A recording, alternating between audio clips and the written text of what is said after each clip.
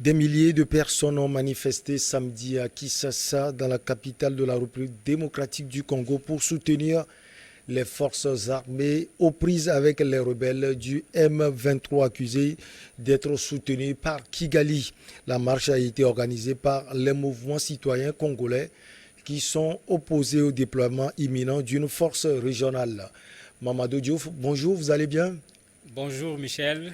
La société civile donc vent debout contre le déploiement d'une force régionale. Est-ce que l'expression de cette manifestation, Mamadou, n'est pas aux antipodes des réalités dans ce pays? On peut considérer que c'est aux antipodes des réalités dans ce pays parce que depuis pratiquement plusieurs années, plusieurs décennies même, on va dire, la RDC ne parvient pas à résoudre seule son problème. Mais on peut dire qu'elle est pertinente aussi parce que faut pas qu'on oublie que la MONUSCO, avec plus de 16 000 hommes, est présente au niveau de la RDC depuis plus de 20 ans et le problème n'a pas été résolu. D'ailleurs, même avant cette manifestation, dans la zone du Kivu et autres où il y a le plus de meurtres contre les populations en étaient arrivées à manifester contre la force des Nations Unies en considérant que, bon, elle était là présente, mais elle ne protégeait pas les populations, elle ne jouait pas son rôle. L'autre difficulté, c'est que nous sommes au niveau de cette zone Afrique de l'Est où, avant l'arrivée du président Tshisekedi, il y avait plein de problèmes entre les chefs d'État eux-mêmes. Avec sa diplomatie, il a essayé de remettre un peu les choses en ordre, mais actuellement, avec ce qui se passe avec le Rwanda, on se retrouve dans la situation hantée où entre les pays, personne ne faisait confiance à l'autre. Le dernier élément, les populations ont déjà eu l'expérience de l'intervention des forces étrangères au niveau du Rwanda. Et malheureusement, le bilan, il n'est pas du tout intéressant pour les populations avec les exactions, avec le pillage des ressources du pays. Ça fait qu'effectivement, les populations disent non, il vaut mieux renforcer les FARDC, les forces de défense et de sécurité de la RDC. Il vaut mieux réformer l'armée de la RDC que de faire venir d'autres forces de l'extérieur, mais ça montre qu'il y a un problème de leadership au niveau de cette communauté des États de l'Afrique de l'Est. Quand on voit les forces armées de la République démocratique du Congo qui ne tiennent pas forcément devant ces rebelles depuis belle lurette, vous l'aviez dit tout à l'heure, on voit également les différents périples du président Félix Antoine Tshisekedi ces derniers temps. Il était au Congo-Brazzaville, il était à Kampala également. Est-ce que selon vous, pour lui, la solution se trouve au niveau du déploiement de ces forces? Oui, c'est un peu son avis. Il faut dire que les groupes rebelles, de façon générale, surtout quand ils interviennent dans des zones frontalières, on a besoin du pays qui se trouve de l'autre côté. Parce que les rebelles, les extrémistes violents, que ce soit avec un caractère religieux ou pas, utilisent souvent la même méthode. On se réfugie dans l'autre pays pour déstabiliser un autre pays. Ou bien on pose des actes dans un pays, quand on sait que l'armée risque de réagir, on traverse la frontière pour aller se mettre à l'abri et revenir quand l'armée est repartie. Ça fait qu'effectivement, la meilleure façon de régler ce problème, c'est de faire en sorte que tous ces pays autour de la RDC acceptent avec la RDC de concert de combattre les groupes rebelles. Mais c'est beaucoup plus compliqué que ça, la réalité. Puisque vous voyez actuellement la situation avec le Rwanda, ce n'est déjà pas la première fois et la RDC est catégorique là-dessus. Le Rwanda soutient et même participe au combat aux côtés du M23. N'oublions pas que l'Ouganda, il y a des années, était rentré également dans le territoire congolais. Ou même, curieusement, l'Ouganda a fait la guerre au Rwanda sur le sol de la RDC, parce qu'ils se disputaient les ressources minières. Le Burundi a toujours été soupçonné de participer directement ou indirectement à ce conflit. D'ailleurs, c'est ce que Fayoulou dit. À la manifestation, il a dit deux choses. Un, il est contre le fait qu'on amène les forces extérieures.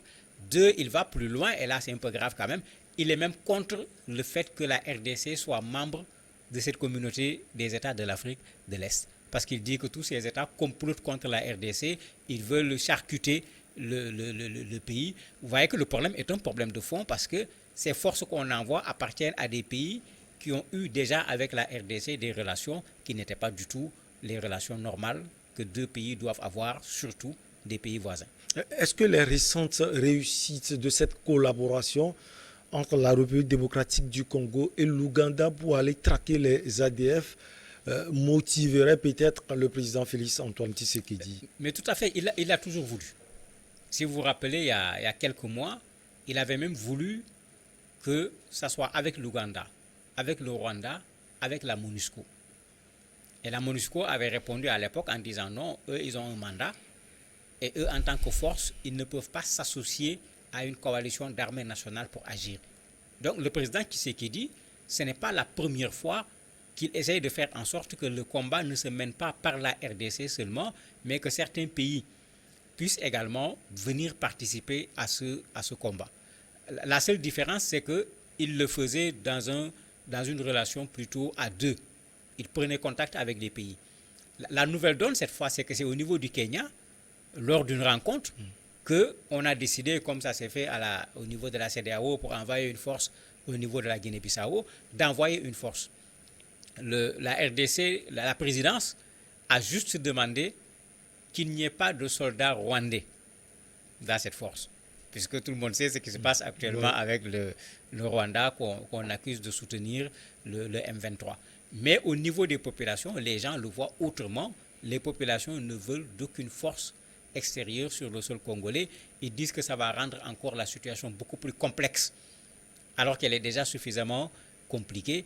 Et c'est ça qui motive cette marche et des prises de position de toutes parts, surtout au niveau de la société civile. Je n'ai pas encore vu quelqu'un de la société civile dire qu'il est d'accord que ces forces viennent au niveau de la RDC. Nous disons qu'il n'est nullement question que cette force se déploie au Congo. Nous pensons que cela va créer beaucoup de confusion. Il faut arrêter cette affaire, estime l'opposant Martin Fayulu. Est-ce que lui ne joue pas la politique dans cela? C'est un opposant. Quand il fait de la politique, il est dans son rôle. Moi, je ne reproche jamais à un opposant de jouer son rôle parce qu'il y a un avocat burkinabé qui définissait la politique en disant que c'est des opportunistes qui profitent des opportunités. Donc, s'il trouve une opportunité et il en profite, il est dans son rôle en tant qu'opposant. Moi, je peux accepter qu'il refuse parce qu'il a sa lecture de la situation. Et s'il regarde l'histoire, parce que certaines forces étaient déjà présentes sur le sol de la RDC et qu'il considère que la présence de ces forces ne va pas participer à la résolution du conflit, moi je suis tout à fait d'accord avec lui. Là où je ne suis pas d'accord avec lui, c'est quand il veut extraire la RDC de la communauté. Ouais. C'est vrai qu'on peut être en conflit avec des pays voisins, mais ce n'est pas une raison pour sortir de la communauté. Il faut résoudre les conflits et rester dans la communauté parce que cette communauté peut permettre quand même de résoudre un certain nombre de difficultés. Maintenant, en tant qu'opposant, si le président a pris une position, la société civile, une bonne partie de la population ont pris une autre position, c'est l'occasion de prendre le leadership de la contestation et ce qu'il a fait, il était bien en vue au niveau de la manifestation contre l'intervention des forces étrangères. Alors, les mouvements de la société civile sont influents en République démocratique du Congo. Mamadou Diouf, ces manifestations, selon vous, vont avoir quel effet? La difficulté, c'est que la manifestation intervient alors qu'une décision a déjà été prise. On a même décidé que le commandement sera remis au Kenya. C'est-à-dire, à part la Lucha, qui est connue quand même comme organisation de lutte au niveau de la société civile, eux, ils avaient adressé déjà une lettre au président de la République pour dire qu'ils ne sont pas d'accord qu'il y ait l'intervention des forces étrangères.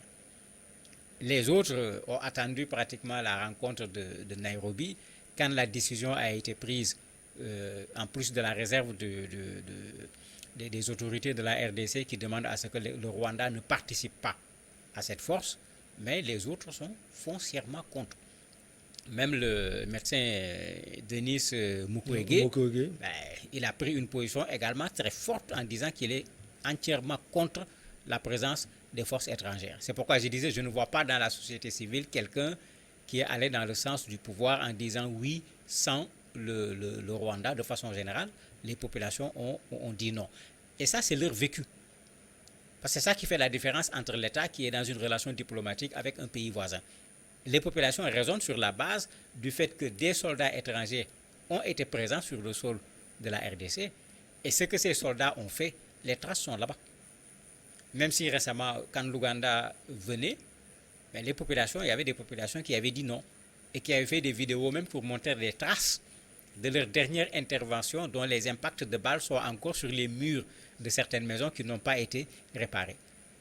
Ce vécu des populations n'a rien à voir avec la vision de quelqu'un comme Tshisekedi qui est dans une zone, qui a fait déjà un travail diplomatique pour remettre les pays de cette zone ensemble.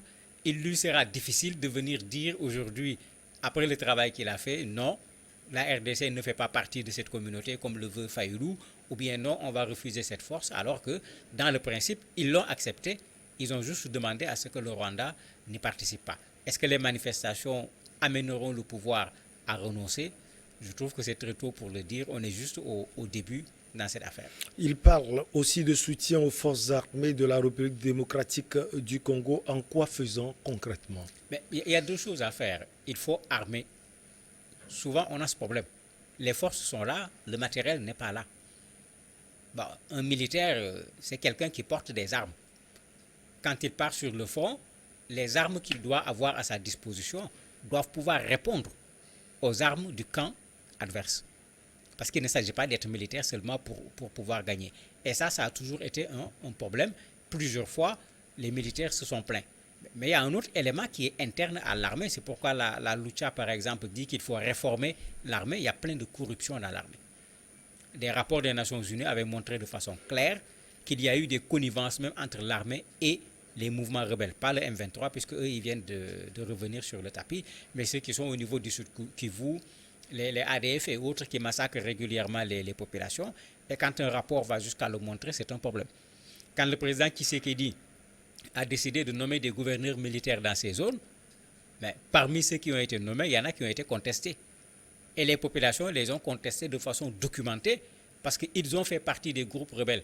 Ils ont fait des exactions, ou bien ils étaient parmi les militaires de façon officielle et ils ont pris contact avec les groupes rebelles pour travailler de connivence avec ces groupes. Donc il y a ces deux aspects au niveau de l'armée qu'il faut résoudre, équiper suffisamment l'armée, l'organiser davantage, ce qui dit parlait à un certain moment de déplacer même l'état-major général des armées dans ces zones en difficulté et travailler à ce que la corruption, les connivences qui existent entre certains militaires et les groupes armés puissent être résolues parce que sinon, cette guerre risque d'être une guerre sans fin.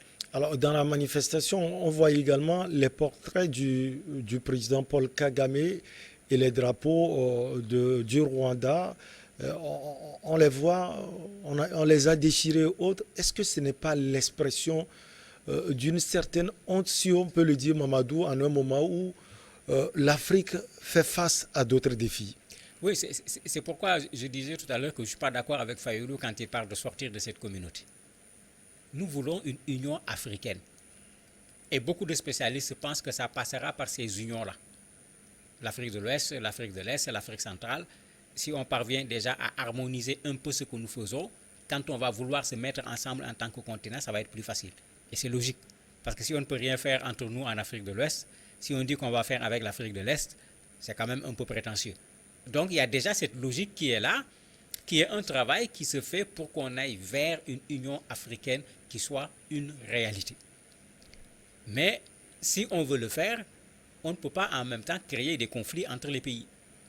Parce que les conflits entre les pays vont empêcher à ces organisations régionales de fonctionner. Ne parlons pas maintenant d'une organisation à l'échelle continentale. Le président Tshisekedi, lui, est resté dans cette logique. Mais les populations ont manifesté contre le Rwanda, puisque, si vous vous rappelez, à la frontière, les populations sont allées carrément sur la frontière. Il y a eu même échange de coups de feu entre les soldats rwandais et les soldats de la RDC et il y a eu mort d'homme. Et ça, c'est le fait des populations. C'est-à-dire, pour les populations, aujourd'hui, il faut combattre le Rwanda. Et quand l'armée ne le fait pas, les populations sont en train de vouloir prendre le devant. Mais moi, je suis d'accord avec le président Tshisekedi. Même s'il déclenche une guerre contre le Rwanda, à un certain moment, on va s'asseoir. Mais qu'on s'asseye d'abord. Qu'on évite la guerre. La RDC a déjà ses propres rebelles, plus d'une centaine de groupes rebelles à l'intérieur du pays. Ils ne parviennent pas à résoudre le problème. S'ils se mettent en position de guerre avec le Rwanda, mais quand la RDC devient l'ennemi du Rwanda, le Rwanda va tout simplement travailler également avec les groupes rebelles pour mettre à mal le régime de la RDC. Je ne vois pas quel intérêt la RDC peut avoir à faire une guerre. Fayoulou, pour revenir à lui, parce qu'il était très visible dans cette manifestation, il dit que Kagame veut s'imposer au niveau de cette zone, il veut imposer son leadership, raison pour laquelle lui aussi, il a une position très radicale par rapport au Rwanda. Il demande la rupture des relations diplomatiques, etc. Mais je crois qu'il faut que l'Union africaine se lève, que cette médiation avec le président angolais fasse très vite, parce qu'on voit la tension monter de plus en plus. On a déjà eu des escarmouches à la frontière. Il ne faut pas attendre que la guerre s'éclate pour venir constater tout simplement les dégâts. Mais il ne faut pas suivre également les populations dans leur actuellement détermination à vouloir combattre le Rwanda. Je ne crois pas que le Rwanda ou la RDC ont un quelconque intérêt dans une guerre à l'heure actuelle. Vous voulez dire qu'à part l'implication du président angolais, Joao Lourenço, il faut également l'implication du président en exercice de l'Union africaine, par exemple Macky Sall. Mais bien sûr, quand on implique, en fait, ils avaient utilisé le système régional. On avait demandé au président angolais de faire le travail. Bon, il y avait également la ministre des Affaires étrangères du Sénégal. Mais là où les choses vont, il ne faut pas attendre que la case brûle avant de venir. Le président sénégalais doit pouvoir se déplacer, aller rencontrer le président Tshisekedi, aller rencontrer le président Kagame en tant que premier responsable de l'Union africaine et leur dire, mais attendez, ce que vous faites est totalement contraire à un travail, à un processus dans lequel nous nous sommes tous engagés. Maintenant qu'on résolve ce problème, je ne sais pas si ça sera une commission d'enquête indépendante ou pas, parce que bien que la RDC persiste que le Rwanda soutient le M23, qu'il y a même des soldats rwandais sur le sol de la RDC qui se battent avec le M23, le Rwanda continue à dire qu'il ne soutient pas le M23 et il n'y a pas de soldats rwandais sur le sol de la RDC. Vous voyez que même quand tu veux faire de la médiation, c'est difficile. Ce n'est pas facile. Mais c'est pourquoi le président de l'Union africaine doit pouvoir rapidement aller dans la zone pour qu'on ne se retrouve pas encore avec une guerre entre des pays africains. Mamadou Diouf, merci beaucoup à vous. On a parlé de la République démocratique du Congo. La société civile vont debout contre le déploiement d'une force régionale. On marque une petite pause et derrière on reçoit le journaliste togolais Luc Abaki.